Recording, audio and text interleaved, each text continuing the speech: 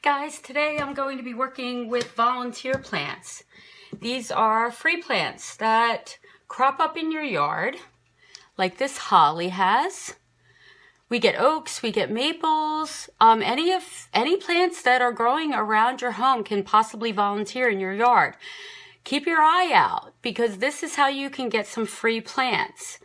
I just quickly take a spade when I see a nice shaped one and put it in a pot that I have from an old plant that I had bought. I keep them and I stack them so I have plenty of pots to stick them in. Here's another one that I've been growing in this pot, which I'm going to repot with this one, and I'm going to turn them into a combined garden tray. So right now, because I want to do a garden tree, I'm not using bonsai soil. I'm using raised garden soil. I find that works really well when you're starting out new roots. It's light and airy, and the roots are able to move around quite freely. Then I put in I kind of eye it, some plant tone. These are trees, so they're going to need a little bit more to eat as they grow. This is activated by heat. And then I just mix it in at the top of the soil. And this is organic, slow release fertilizer. It's not like the water soluble, which is an instant feed.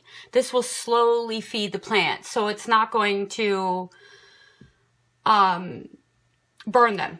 It also has something called biotone in it, which is a great starter to help them from getting disease and to help those roots get a really good start in life. Okay, so like I said, I'm going to put both of these in. So I'm just going to pull them out. Now they've been in this pot for probably 3 weeks. As you see, that just came right out of the pot. It's got one major root and some smaller feeder roots starting out growing on it. So I'm going to lay that right there until I get out the other plant. Oh, and as you can see, I have a volunteer sedum here that volunteered from a pot nearby of sedums and succulents. And so I don't even know what I'm going to do. I'll probably leave this in the pot eventually and let it grow. Okay, so I'm going to take this one out also.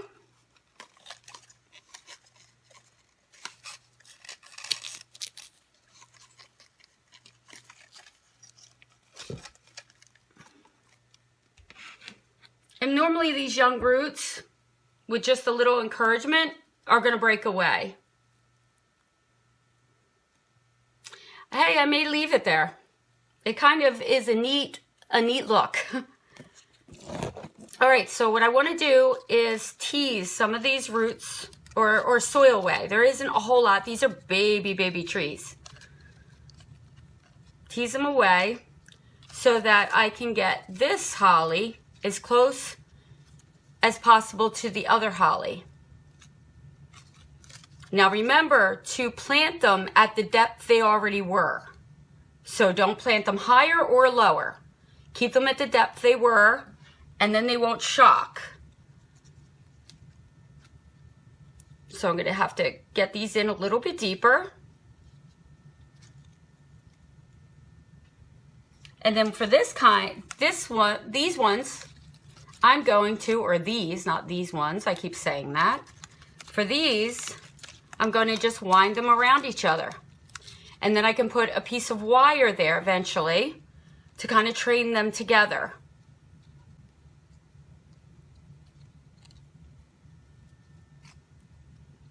They both have pretty cool bases to the roots starting for such little guys.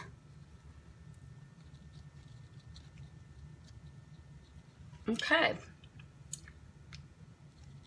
So I have some fresh raised garden soil that's going to go around the roots.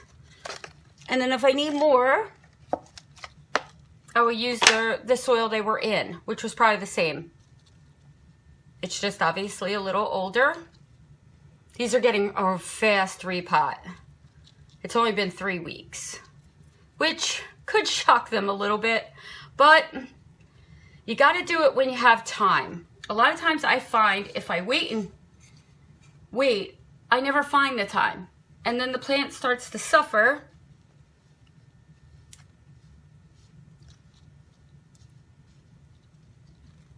So now this is going to be an instantly very full, small little garden tree starting. It'll have plenty of room to grow. I probably won't have to repot these for at least 1.5 years. So I'm making sure all the roots are buried. And it's buried at the soil line where it was in its original pot. I'm just going to take off. I'm not going to try to do a lot of pruning. I don't want it, but I'm taking off these. They look like maybe they have some bug damage on them. Leaves at the bottom. So do minimal pruning when you replant quickly, because this could be quite the shocker to your little trees. Then I have some dollar store rocks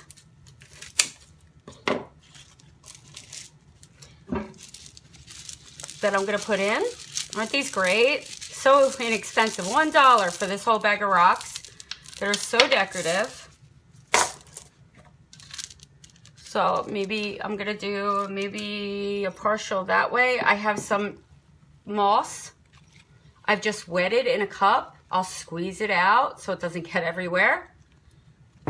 This acts as a mulch and helps keep everything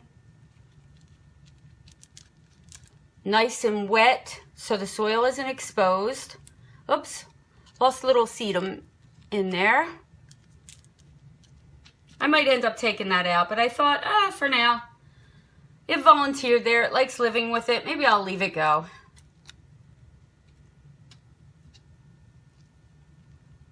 I think I want to put some rocks on the other side. Maybe I'll stagger them a little more.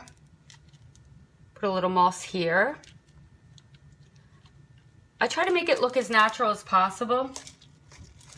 I don't fuss with it too much. I have so many of these.